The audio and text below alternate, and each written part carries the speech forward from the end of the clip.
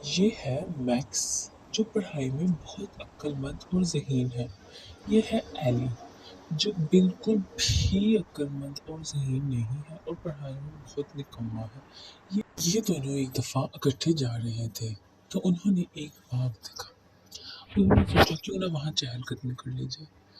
وہ باغ میں گئے، ان کو ایک روبوٹ دکھا۔ انہوں نے سوچا کہ چلو اس کی حالت ہمیں ٹھیک نہیں لگ رہی، اس کو گھر لے جاتے ہیں۔ وہ اس کو گھر لے آئے، چھپ چھپا کر اس کو اپنے روم تک لے کے گئے۔ جب وہاں پہنچے تو میکس نے کہا کہ اب اس کا کیا کریں گے ہم؟ ایلی نے کہا آہستہ بولو، ہم نے سب کو نہیں بتانا کہ ہمارے پاس ایک روبوٹ ہے۔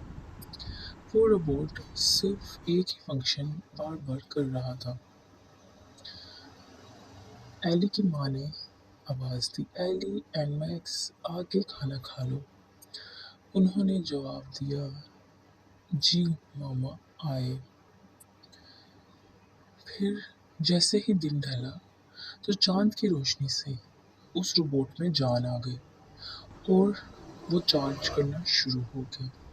چارجنگ کے بعد روبوٹ ہوا میں اڑنے لگا۔ ایلی نے آ کر اس کو بتایا کہ ہم نے تمہیں ایک باغ سے اٹھایا تھا۔ تو روبوٹ نے اس کو بتایا کہ ہاں، سورج کی روشنی سے میں بیمار ہو گیا تھا، لیکن چاند کی روشنی نے مجھے صحیح کر دیا۔ اب میں اپنے گھر جا سکتا ہوں۔ اس نے ان دونوں کا شکریہ ادا کیا اور وہ اپنے گھر چلا گیا۔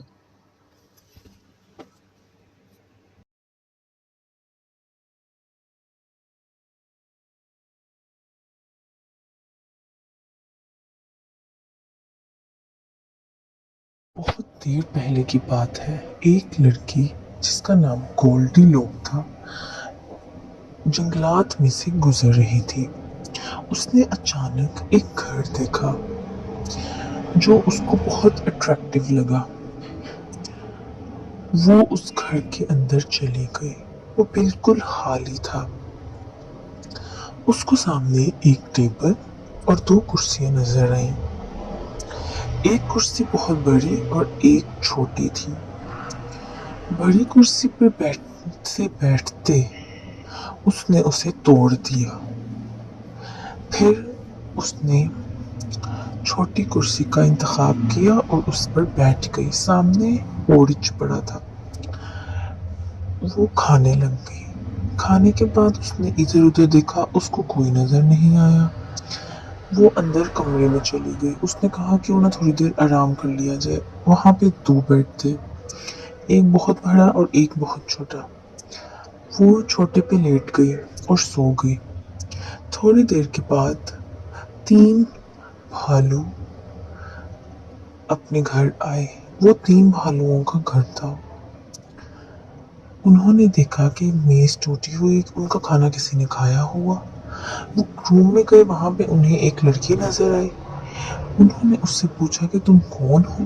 اس نے گھبرا کے جواب دیا بیئرس بیئرس، اور وہاں سے بھاگتی ہوئی باہر آ گئی۔ باہر بھاگتے بھاگتے وہ اپنے گھر کی طرف جانے کی کوشش کر رہی تھی، لیکن اسے راستہ ہی نہیں مل رہا تھا۔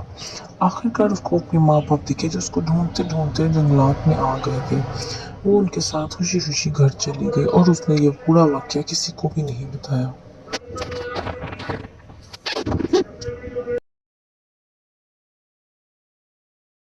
ایک دفعہ کا ذکر ہے کہ ایک ہاتھی تھا جو کہ بہت بھلکڑ تھا۔ وہ سارا کچھ بھول جاتا تھا۔ اس کو ہر ایک کی برتھ ڈے، ہر ایونٹ، سارا کچھ بھول جاتا تھا۔ اس کو کچھ یاد نہیں رہتا تھا۔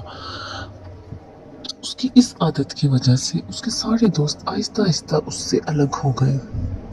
اس کی ایک بہن تھی جس سے وہ بہت پیار کرتا تھا اور اسے پڑھاتا، لکھاتا، کھلاتا۔